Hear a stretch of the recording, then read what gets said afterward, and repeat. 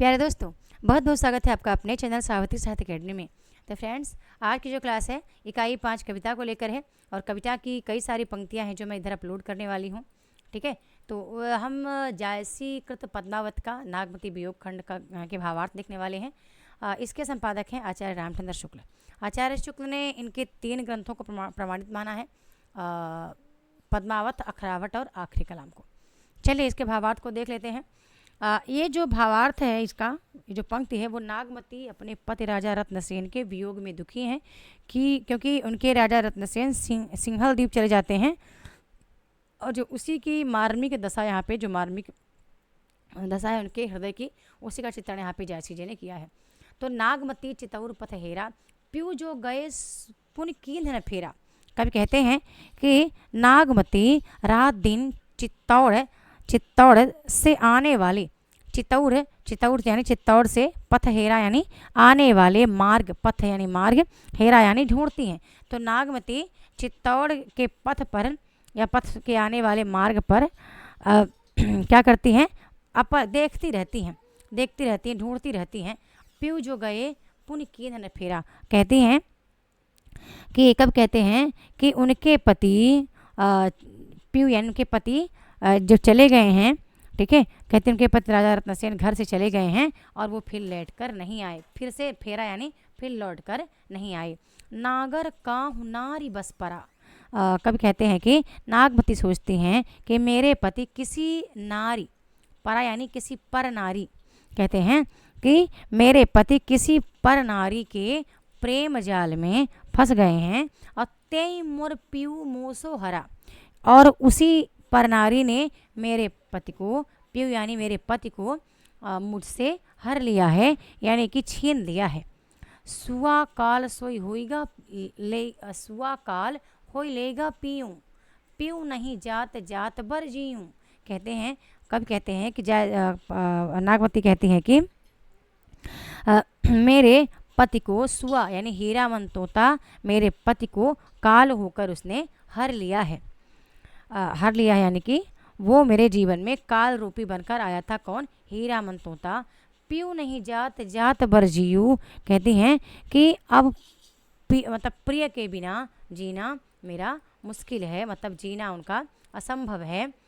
भायों नारायण बावन करा, कहती हैं फिर से अजासी कहते हैं कि नागमती कहती हैं कि जिस प्रकार भगवान विष्णु ने बावन का रूप धारण करके, यानी भयो नारायण बावन हरा, जिस प्रकार भगवान विष्णु ने 52 का रूप धारण करके धोखे से राज करत राजा बल छरा, कहते हैं कि धोखे से कर्ण से उसका अक्षय कवच दान में मांग लिए थे। कहते हैं जयश्री जी कि कर्ण पास ले हों, कर्ण के पास जो क्या था, एक अक्षय कवच था, कर्ण के पास ले हों के छंदू विप्र रूप धर झिलमिल इंदु। कहते हैं कि जिस प्रकार यहाँ पर भोग विलास में निमग्न राजा गोपीचंद, यानी कि मानत भोग गोपीचंद भोगी, इसका एक बार उदाहरण देखते हैं यहाँ से फिर एक बार। भयो नारायण बावन करा राज करत राजा बल छरा। तो यहाँ पे कवि कहते हैं कि नागमती कहती हैं कि जिस प्रकार भगवान विष्णु ने 52 का रूप धारण कर धोखे से कर्ण से उसका अक्षय कवच दान में मांग लेते हैं, ठीक है। कर्ण पास लेहों के छंदू विप्रूप धर झिलमिल इंदु। तो झिलमिल यानी कवच, कवच वही बोलते हैं। तो और कहते हैं कि जिस प्रकार भगवान 52 ने उनसे कवच धोखे से हर लिया था और भोग विलास में निमग्न राजा, कहते हैं कि मानत भोग गोपीचंद भोगी, जिस प्रकार भोग विलास में निमग्न राजा गोपीचंद को ले अपसवा जलंधर जोगी, जालंधर छल पूर्वक अपने साथ लेके चला गया था। लेगा कृष्ण ही गरुण आलोपी, कहते हैं जिस प्रकार अक्रूर धोखे से कृष्ण को गायब हो लेकर चला गया था। कठिन बिछो है जी किम गोपी, यानी कि और गोपियाँ वियोगी वियोग की पीड़ा में व्याकुल हो जाती हैं। कहती हैं फिर से, सारस जोरी कौन हरी। कहती हैं नागमती की ठीक उसी प्रकार छल पूर्वक मेरे पति को भी ले जाया गया है, मेरे पति को भी ठीक उसी प्रकार ले जाया गया है। अब मैं अपने प्रियतम से वियुक्त होकर, अलग होकर कैसे जीऊँ। तो कहती हैं कि सारस जोड़ी कौन हरी। कहती नागमती कि हमारे सारस जैसी जोड़ी को किसने हर लिया, किसने अलग कर दिया। हर यानी हर लेना, अलग कर देना। मारी बियाधा लीन है, सारस जोड़ी कौन हरी, मारे बियाधा लीन, झूरी झूरी पिंजर हो भई विरह काल मोहिदीन। तो कहती हैं कि सारस जैसी जोड़ी को मेरे किसने हर लिया। फिर कहती हैं कि मुझे लगता है कि किसी बधिक ने, किसी ब्याधा यानी किसी बधिक ने मेरे पति को मार डाला है। झूर झूर पिंजर हाव भाई, हाव यानी मैं। तो कहती हैं कि झुर झुर यानी कि सूख सूख कर, पिंजर यानी मैं कंकाल हो गई हूँ। बिरह काल मोहिदीन, मेरे पति के वियोग में मैं सूख सूख कर कंकाल हो गई हूँ। तो कहते हैं कि यह विरह मुझे तोते के काल ने दिया है, मैं नित्य इसमें जल रही हूँ। तो अब देखिए इसमें क्या है, झुरझुर में पुनरुक्ति प्रकाश अलंकार है और विरह काल में रूपक अलंकार है। और तो भाषा आपको पता है, अवधि भाषा का प्रयोग है इसमें। और क्या है, नागमती के वियोग का वर्णन है इसमें। आगे देखते हैं, दूसरी लाइन है, दूसरा हमारा ये पैराग्राफ है यहाँ पे। पियु वियोग असबाउर जीव। फिर से यहाँ पे विरहणी नागमती की दशा का ही चित्रण है। अब यहाँ पे क्या है कि नागमती की दशा को लेकर के कहा गया है कि पियु वियोग असबाउर जीव, पपीहा नित बोले पियु पियु। कब कहते हैं कि कह रहे हैं कि प्रिय के वियोग में नागमती का मन पगला गया है। बाउर यानी पागल हो जाना। तो पिया के वियोग में नागमती का जीव जो है, जीव यानी उनका हृदय जो है पागल हो उठा है। वह नित्य यानी नित्य पपीहा, पपीहा के समान पियूं पियूं, ठीक है, रट लगाने लगी हैं। अधिक काम दाधय सोरामा। कहते हैं कि उन्हें अधिक काम जलाने लगा है। दाधा यानी दाधे का मतलब तो होता है जलाता है, जलाने लगा है। हरि ले सुबह गयो पेवनामा। कहते हैं कि हीरा मन तोता ने, हरि ले सुबह, हीरा मन तोता ने, सुबह ने मेरे पति को हर ले गया है। अब विरह मान तसलाग न डोली। आगे कहते हैं कि कब कहते हैं कि नागमती कहती हैं कि विरह का ऐसा बाण यानी बाण, तस लाग न डोली, मेरे हृदय में विरह का ऐसा बाण लगा कि उसकी चोट हिल नहीं सकती, उसकी चोट हिल नहीं सकती, डुल नहीं सकती। रकत पसीज भीज गई चोली। कहते हैं कि उसके पसीने के साथ रक्त निकलता था। रक्त यानी रकत पसीज, पसीने के साथ रक्त निकलता था, जिससे उनकी चोली भीग जाती है। सूखा हिया हार भा भारी।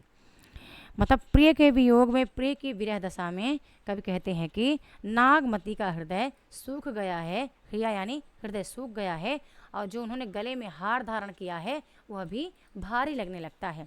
हरे हरे प्राण तजहि सब नारी। कहती हैं कि यहाँ पर उनकी जो समस्त नाड़ियाँ हैं धीरे धीरे अशक्त होती जा रही हैं। फिर है कि खाना एक आव पेट महसासा, और खाना ही जाए जीव होए निराशा। मतलब क्षण भर में, खाने यानी क्षण भर में वो सांस लेती हैं, क्षण भर में वो सांस को छोड़ती हैं। खाना ही जाए जीव होए निराशा। और कहते हैं कि पवन, अब ये निराश होती हैं, सांस लेती हैं, सांस छोड़ती हैं। और पवन ही डोला वह सींचे ही चोला। इनकी जो दासियां हैं वे सभी दासियां अब निराश हो जाती हैं। इनके क्षण भर निराश मतलब सांस लेने में, सर्व सांस छोड़ने में, ये सभी दासियां जो है वो निराश हो जाती हैं और वे पंखा लेकर हवा करने लगती हैं। पवन डोलावै सींचे ही चोला, पंखा लेकर शीतल हवा करने लगती हैं। और पहर एक समुझई मुख बोला। एक पहर के बाद पवन मतलब पंखा करके हवा डुलाती हैं, और सींचे चोला पानी से उनके शरीर पर छींटे मारती हैं। पहर एक समुझे मुख बेला। और इस प्रकार थोड़ी देर के लिए जब नागमती को होश आ जाता है तो मुख से कहने लगती हैं, ठीक है, मतलब उन्हें समझाने लगती हैं। प्राण पयान होत को राखा, को सुनाव प्रीतम के भाखा। अब यहाँ पे नागमती जब होश में आती हैं तो अब कहती हैं कि प्राण प्राण क्या हो गया है? हाँ, पानी। प्राण पयान होत, पापा कहाँ गए? Sorry friends. गेम खेल रहे हैं काहे में? प्राण पयान होत को राखा, को सुनाओ प्रीतम के भाखा। फिर से यहाँ पे कभी कहते हैं कि नागमती के मतलब वो अपने नागमती अपने प्राणों से प्रिय अपने प्रीतम की भाखा को सुनने के लिए लालायित हैं। वो कहती हैं कि कौन मुझे मेरे प्रीतम की वाणी सुनाएगा, को सुनाओ प्रीतम की भाखा। आज जो मारे बिरह के, आगी उठे तहि लागी, हंस जो रहा शरीर मह, पाँख जरागा भागी। फिर यहाँ पे कब कहते हैं कि नागमती आज जो मारे बिरह के, नागमती के मुख में जो विरह है उससे आह निकलती है, आह निकली उससे आग उत्पन्न हो गई है। आज जो मारे बिरह के, उस विरह में आग उठ रही है, आग निकल रही है। यानी कि कहते हैं कि हंस जो रहा समीर में है, यानी कि उनके शरीर में जो हंस अर्थात जीव रहा, पाँख जरागा भाग, वो जो पंख है वो जल गए हैं और जल के भाग गया है। जरा यानी जल जाना, उनके जो जीव रूपी उनका पंख है वो जल गया है और उनके शरीर से वो भाग गया है। तो फिर से यहाँ पे हरे हरे में पुंडुक्ति प्रकाश अलंकार है, यहाँ पे देखिए। और यहाँ पे वही है, अब काम दशा का चित्रण है। अगली जो तीसरी हमारी पंक्ति, ये आपको पूरा का पूरा पढ़ना है, ठीक है। ये और जैसे ग्रंथावली और कबीर ग्रंथावली, मतलब कबीर की जो पंक्तियाँ हैं वो आपको पूरी की पूरी पढ़ के रखनी है, और जैसी की भी। तो एक बार ये पूरा मैं ऑलरेडी कोर्स में मैराथन क्लास, मैंने कहा कि 6 घंटे की हमारी नित्य क्लास चलती है, तो 6 घंटे हम जितनी महत्वपूर्ण पंक्तियां हैं, ठीक है, वो पूरा हम अपना कवर कर लेंगे। ये मैराथन क्लास जल्दी ही होने वाली है। तो एक बार पुनः से कहना चाहूँगी, आप मेरे कोर्स को अभी भी समय है ज़रूर ज्वाइन करें, और आप इसी सत्र में, इसी जुलाई के पेपर में अपने एग्जाम को निकालें। ये बहुत ज़रूरी है दोस्तों, क्योंकि यहाँ पे 2500 रुपये कुछ भी नहीं होता, ये कोई फीस नहीं है, बल्कि एक गुरु दक्षिणा के रूप में मैं आपसे ज़रूर लेती हूँ। और साथ ही साथ जिस दिन आप कोई परीक्षा निकाल लेंगे तो आप ज़ियारत हो जाएंगे। सोचिए, ये 2500 रुपये, 2500 रुपये आपका बदल जाएगा 40 लाख में, ठीक है। आपका ये 40 लाख में बदल जाएगा। आप विचार नहीं कर सकते कि इतनी बड़ी रकम आपको जीआरएफ के दौरान मिलती है। तो हिंदी को स्ट्रॉन्ग करिए, हिंदी से ही आपका कट ऑफ सुनिश्चित होता है। फर्स्ट पेपर तो एक अंडरस्टैंडिंग का पेपर है, उसमें आप 20, 22, 25 क्वेश्चन कर लेंगे तो चलेगा, लेकिन हिंदी को इतना बेहतरीन बनाइए कि उसमें कम से कम 75 से 80 प्रश्न आपके सही हो जाएं। और ये संभव है, कोई बड़ी बात नहीं है, बस आपको अपना कॉन्सेप्ट को बढ़िया से क्लियर करना है। तो तीसरी लाइन को देख लेते हैं। एप्लीकेशन पे आप जाके पेमेंट कर सकते हैं। सावित्री साहित्य अकेडमी चैनल का मेरा एप्लीकेशन का नाम है, गूगल प्ले स्टोर से डाउनलोड कर सकते हैं। वहाँ पेमेंट करके आप मेरे व्हाट्सएप ग्रुप को ज्वाइन कर सकते हैं, और साथ ही साथ मेरे कोर्स को ज्वाइन कर सकते हैं।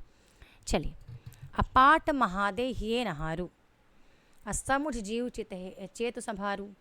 अब यहाँ पे कवि जो हैं वो क्या विरहणी नागमती को दासी समझाती हैं। तो कहती हैं, दासियाँ कहती हैं कि समझाते हुए कहते हैं कि हे पटरानी पाट महादे, हे पटरानी हिये नहारू। कहती हैं कि अपने मन को समझाओ और अपने धैर्य को धारण करो, अपने हृदय को समझाओ, अपने हृदय से मत हारो। हिये न हारू समुझ जीव, अपने मन को, अपने जीव को समझाओ। चित्त चेतु संभारी, अपने चित्त को, अपनी चेतना को भी संभारो। कहते हैं अपने शारीरिक चेतना को संभारो। कहती हैं कि जिस प्रकार भोर कंवल संग होई मेरावा, सबर ने मालती मालती पहनावा। कहती हैं कि जिस प्रकार भंवरा कमल के साथ रहने पर, भौर कंवल संग होई मेरावा, कमल के साथ रहने पर भी मालती, यानी कि मालती का स्मरण आते ही उसके पास लौट जाता है। फिर कहती हैं वैसे ही आपके पति भी, रत्नसेर भी अवश्य लौट आवेंगी। फिर कहती हैं कि जिस प्रकार पपीह स्वाति सोडस प्रीति, कहती हैं जिस प्रकार कि पपीहा स्वाति नक्षत्र के जल से प्रेम करता है और टेक पियास बांधु मन थी, उसी प्रकार वह स्वाति नक्षत्र जो है जल की प्रतीक्षा में अपनी प्यास को रोक कर धैर्य धारण करता है। कहती हैं उसी प्रकार तुम भी रत्न से के लौट आने का धैर्य धारण करो। धरता ही जैसे गगन सुनेहा। फिर कहती हैं दासियाँ समझाती हैं कि जिस प्रकार पृथ्वी को आकाश से प्रेम होता है, धरती को जिस प्रकार गगन यानी आकाश से स्नेह होता है, नेह होता है, पलट आब वर्षा ऋतु में यहाँ। फिर कहती हैं दासियाँ कि जब वर्षा ऋतु होती है तो लौट कर पुनः वर्षा ऋतु में फिर से वो पृथ्वी पर ही आती हैं। कहती हैं पुनि बसंत ऋतु मावन बेली। फिर कहती हैं कि जिस प्रकार पुनि बसंत मतलब कहती हैं कि ये जब प्रक्रियाएं चल रही हैं उसी प्रकार हे महादेव, हे महारानी, आपके पति भी, आपके प्रीतम भी लौट आवेंगे। कहती हैं कि जिस प्रकार जीवन का बसंत मतलब कहती हैं कि जिस प्रकार पुनि बसंत आता है, मतलब आपके जीवन का बसंत हे नवेली, मतलब अपने महारानी को संबोधित करते कहती हैं कि फिर तुम्हारे जीवन का बसंत लौट आवेगा और सो रस वही आनंद सो मधुकर। कहती हैं कि वही भ्रमर और सो बेली, बेली यानी लता, तो वही लता होगी। अर्थात अनुकूल अवसर आने पर तुम अपने रत्नसेन के साथ काम रस में निमग्न हो जाओगी। कहती है कि जीनी अस जीव करसी तू बारी। कहते हैं और फिर समझाते हुए कहती हैं कि जिस प्रकार कुछ दिन के लिए सरोवर जिन अस जीव करस तू बारी और यह तरबर पुनि उठाई सवारी। ठीक है, कहते हैं कि जिस प्रकार कुछ दिन के लिए सरोवर जल भी सूख जाता है और उसने विचरण करने वाले हंस भी उड़ जाते हैं, यानी कि जिन 10 बिन जल सूख विधंसा। ठीक है, कुछ दिनों के बाद सरोवर का जल भी सूख जाता है और पुण्य सोई सरबर होई सोई हंसा, यानी कि जब सरोवर सूख जाता है तो जो वहाँ पे विचरण करने वाले हंस हैं वो उड़कर अन्यत्र चले जाते हैं और जब वर्षा ऋतु आने से वह सरोवर फिर से जलमग्न हो जाता है तो पुनः वो हंस लौटकर वहीं पे विचरण करने लगते हैं। उसी प्रकार तुम्हारे प्रीतम भी लौट आवेंगे, तुम अपने जीवन में आनंद प्राप्त करोगी। मेला ही जो बिछड़े साजन अंकस भेंट या हंत तपन मृग सरा जे सहे ते आद्रा पलुहंत। फिर से दासियाँ कहती हैं कि बिछड़े प्रीतम पुनः अवश्य मिलते हैं। मिला ही जो बिछड़े साजन यानी कि बिछड़े प्रीतम अवश्य मिलते हैं। और अंकस भेंट या हंत कहते हैं मिलने पर एक दूसरे को अंक यानी गले लगा लेते हैं, भेंट यानी भेंटना गले लगा लेना, तो अंक भर लेते हैं। कहते हैं जैसे तपन मृगसरा, जो मृगसरा नक्षत्र को भीषण तपन को सहन करता है, ते आद्रा पलुहंत यानी कि उसे आद्रा नक्षत्र आने पर आनंद प्राप्त होता है, अतः दुख के पश्चात सुख अवश्य आता है। एक पंक्ति और पढ़ूंगी और इसके बाद दोस्तों मेरी क्लास है 8 बजे से मेरी लाइव क्लास चलती है मेरी एप्लीकेशन पे, तो फिर मैं वहाँ पे अपना क्लास करने जाऊँगी। चढ़ा अषाढ़ गगन घन गाजा, साज बिरह दुंद दलवाजा, धूम साम धीरे घन धाये, सेत ध्वजा बग पात दिखाए, खड़ग बीर चमकै चहु ओरा, बुंद बान बरसहि घन घोरा, उन्हीं घटा आय चहु फेरी, कंत उबार मदन हो घेरी, दादुर मोर कोकिला पीयू, गिरे बीज घट रहे न जीयू, पुष्प नक्षत्र सिर ऊपर आबा, हव बिनु नाह मंदिर को छावा, आद्रा लग लागी भूले मोहि, बिनु पिउ को आदर देई, जिह घर कंता ते सुखी, तिह गारो ओ गर्भ, कंत पियारा बाहिरी, मतलब मेरा कंत बाहर है, हम सुख भूला सब। बहुत ही मारे पूरा ये जो पंक्ति है इसकी बहुत ही मार्मिक है। ठीक है, तो चौथे पंक्ति की ओर चलते हैं। यहाँ पे फिर से क्या है कि आषाढ़ मास में नागमती का विरहावस्था है। अब आषाढ़ मास से इनके विरह की दशा प्रारंभ हो जाता है।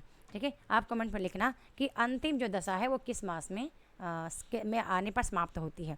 तो चढ़ा आषाढ़ गगन घन गाजा, फिर से कहते हैं कि आषाढ़ का महीना आ गया है, चढ़ा आषाढ़, आकाश में बादल गरजने लगे हैं, गगन घन गाजा बरसने लगे हैं, साजा बिरह धुंध तलबाजा, नागमती की व्यवस्था में बादलों बादलों का जो साम्य है वो स्थापित होने लगता है। धूम साम धीरे धन खाए, श्वेत ध्वजा बगिपाति दिखाए। कहते हैं कि जैसे आकाश में हमारा जो नागमती का विरह है तो वो उनके अंदर ही अंदर आक्रमण कर रहा है, उनके हृदय को परेशान कर रहा है। तो धूम साम धीरे घनताई, कहते हैं कि जिस प्रकार, अब लेखक कवि कहते हैं कि जैसे विरह ने युद्ध की तैयारी की हो और उसकी संपूर्ण सेना आकर पहुंच गई हो, यानी आकाश धुमैले, धूम यानी आकाश धुमैले हो गए हैं, काले सफ़ेद बादल इधर उधर घन जो है वो धाए यानी दौड़ने लगे हैं। श्वेत ध्वजा बगिपात दिखाए, और बगुलों की पंक्तियाँ श्वेत ध्वजा सी दिखने लगी हैं। श्वेत यानी श्वेत ध्वजा सी, बग यानी बगुला, इन पात यानी पंक्ति, ये पंक्ति इनकी दिखने लगी है। खड़ग बीज चमके चहुमोरा, फिर कहते हैं कवि कि बिजली चारों तरफ तलवार के समान चमकने लगी है। चमके चहुमोरा, बीज यानी बिजली, खड़ग यानी तलवार, तलवार के समान बिजली चारों ओर चमकने लगी है। और बूंद बूंद बाण बरसा ही घन घोरा, अब बादलों से बूंद रूपी बाणों की घनघोर वर्षा होने लगी है। उन्हें घटा आई आई चहु फेरी, फिर कब कहते हैं कि हे प्रिय पति, चारों ओर काली घटा झुक आई है। उन्हें घटा आई चहु फेरी यानी चारों ओर काली घटा झुक आई है। कंत हे प्रियतम, उबारो मदन हौ घेरी, हे प्रियतम आकर मेरी रक्षा करो। दादुर मोर कोकिला पीयूं, कब कहते हैं फिर से कि जब अब यहाँ पे नागमती को मदन यानी काम ने घेर लिया है, तो कहते हैं अब तो दादुर मोर कोयल पपी है, मुझे सभी काम रूप मतलब भेद रहे हैं। गिरे बीज उघट रहे न जीव, कहते हैं लगता है मेरे शरीर में प्राण नहीं रहेंगे। पुष्प नक्षत्र सिर ऊपर आवा, कहते हैं कभी कि पुष्य नक्षत्र भी निकट आ गया है। हव बिनु ना हम मंदिर को छावा, अब मेरे शरीर में यानी कि बिना पति के घर कौन छवाएगा। हव बिनु, बिना पति के, ना हम मंदिर को छावा, मेरे घर को कौन छवाएगा। आद्रा लागी लागी भोले, कभी कहते हैं कि आद्रा नक्षत्र लगते ही बिजली चमक चमक कर भूमि को स्पर्श करने लगी है। भूमि यानी भूमि को आद्रा जब लग जाता है तो बिजली जो है वो आद्रा लगते ही चमक चमक कर भूमि को स्पर्श करने लगी है, छूने लगी है। मोहि बिनु पियु को आदर दी, कहते हैं कब कि यहाँ पे नागमती कहती हैं कि ऐसे विकट समय में मुझे मेरे प्रिय के सिवा कौन आदर देगा। जी है घर कंता ते सुखी, फिर कहती है नागमती कि उन नदियों स्त्रियों को गर्व है जिनके पति घर में हैं।